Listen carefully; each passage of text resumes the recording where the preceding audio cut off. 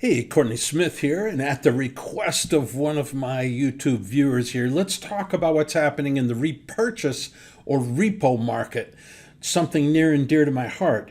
Back in 2015, we set records, see back here, of repos, and that was a sign that things were getting very tight in the money market industry. We've now broken that record in just the last month, quite a few times, and got up to nearly this line up here is $500 billion. So what's happening is that many institutions, particularly money market funds, are depositing money with the Fed and earning, are you ready for this? Zero interest rates. Zero interest rates. Now, why would they do that?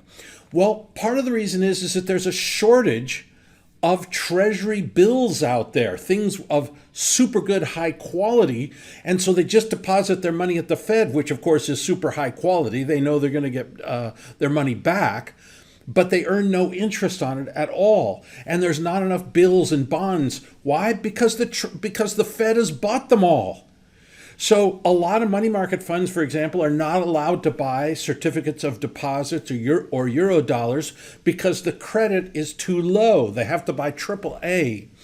And that means only Treasury securities are they allowed to buy. So there's a shortage of those because the Fed has bought them all. Now that's one potential reason. Now remember, I was a treasurer of a bank, so I know how they think. But there's a second potential reason, and this is the one that always worries me. Maybe there's a lot of credit quality out there that's bad.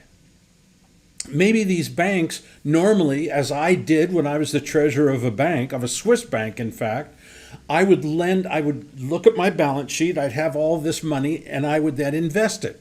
And usually I'd invest some overnight and some in 30 days and 90 days, et cetera, so that it was laddered so that I had lots of liquidity, but I could get a higher yield by investing in longer dated things. Now, the other thing that's happened, so what that means though is, well, what if over my overnight, I look at my money and I say, well, I want to invest overnight, which was very common, and many big banks just invest overnight. And what they do is they lend it to another bank, and then the bank pays them back tomorrow. Well, what if I don't see any banks that I want to lend to? What if I'm worried about those credit quality? What if I'm worried about not even banks, but I mean, like I can lend money to Citibank or JP Morgan and they're going to pay it back because I know they're backed by the Fed. But what if it's a second tier bank? What if it's a regional bank? What if it's a foreign bank that's not big enough for the Fed to support? Then I want my money back. Where am I going to put the money? I don't have any places to put it. Now, another interesting thing has happened. Over the same time that this repo nonsense is going on, we've seen the yield curve start to come down.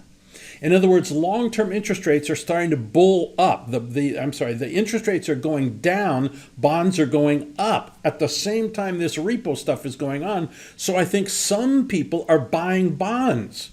Some of these big institutions, not the money markets because they're not allowed to, but other institutions are investing their money in bonds and thus creating the decline in the yield curve.